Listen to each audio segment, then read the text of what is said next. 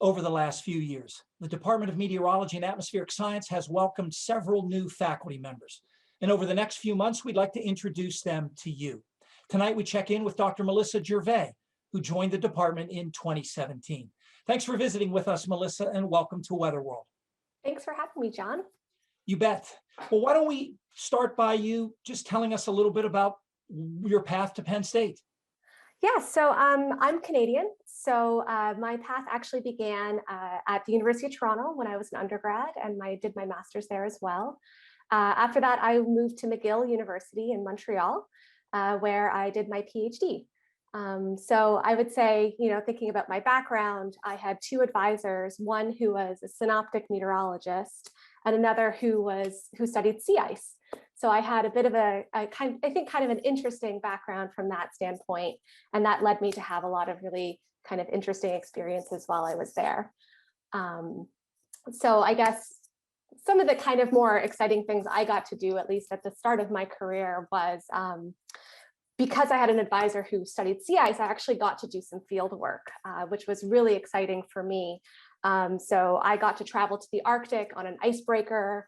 I spent 6 weeks going all the way from Banks Island in the Beaufort Sea, all the way through the Northwest Passage and then near Greenland and all the way back down to Quebec City. So I got to really experience sea ice, which is something I'm really interested in now.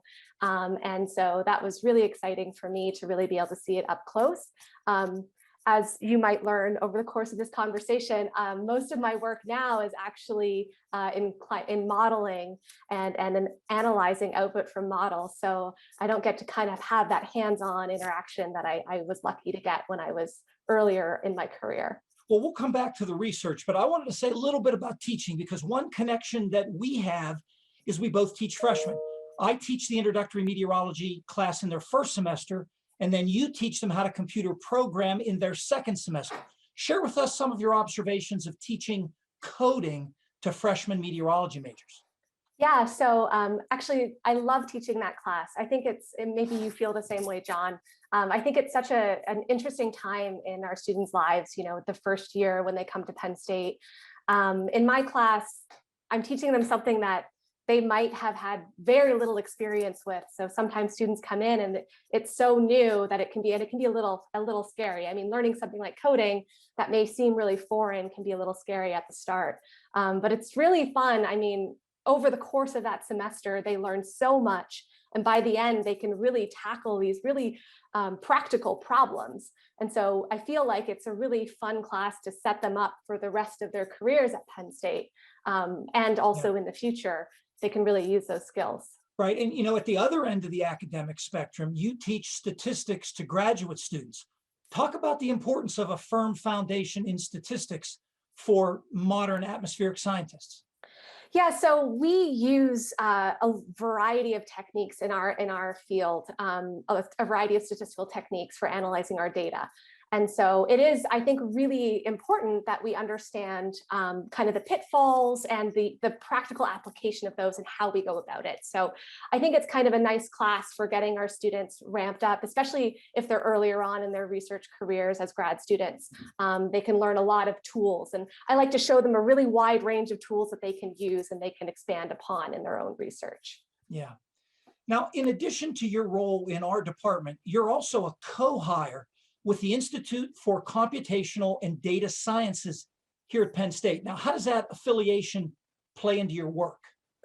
Yeah, so I'd say that currently what is the most interesting about that affiliation has been the connections I get to make with other faculty across a variety of disciplines at Penn State. So there are a variety of co-hires across the entire university. And so it's been really interesting, I think, for me to get to know them. And we all are kind of linked through either our use of big data or perhaps our use of machine learning, which is something that I do. And so that's been really great for collaboration. So as an example, I'm currently collaborating with Christelle Gauthier in geoscience and Guido Cervone in geography and also meteo. So we have a postdoc who's using deep learning. And so the idea was to bring deep learning which is a type of machine learning, into our fields. And so that collaboration was really facilitated by us being linked through ICDS. And so I feel like there's a lot of nice opportunities in that from that standpoint. Yeah, I wanted to circle back then to say a little bit more about your research, specifically in the Arctic. It seems like just about every year, Arctic sea ice is in the news, usually because over the long term, it's decreasing in coverage. What's the most interesting research question you're working on in that field? Yeah, so I'm doing a couple of things in that field that we could talk about. One question that I think is really interesting and has been in the news a lot, and is something that I think as a field we're all working really hard to understand, is how will actual patterns of variability and the weather that we experience change as a result of reduced Arctic sea ice. And so I have a graduate student working on this right now. And what we're doing, we're taking the approach of using some machine learning to look at this.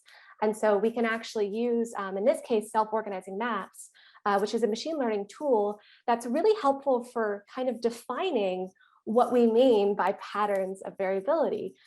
So if we're thinking in the past, what we might have done, I'm sure your viewers have seen weather maps on the show, right? And if you see enough of those, you can sort of start to understand that there are different patterns that are pretty common, right? Maybe you see a ridge or a trough across North America, and maybe it'll march along and go from west to east over time.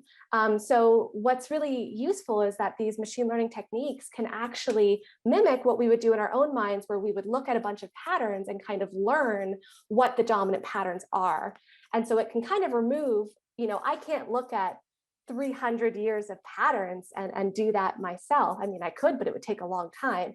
But we're using these kind of methods to look at that. And so then we can start, combining that with our climate modeling, where we can artificially remove Arctic sea ice and kind of look at, well, how do these patterns change? How does their character change in the future? How does how often they occur change? Yeah. Do we more often see patterns with large ridges out west, or do we see that less often? Yeah. So those are some of the kind of questions I've been working on. Yeah, and the kinds of things we talk about often on Weather World. Dr. Melissa Gervais, one of my colleagues in the Penn State Department of Meteorology and Atmospheric Science, thanks for stopping by.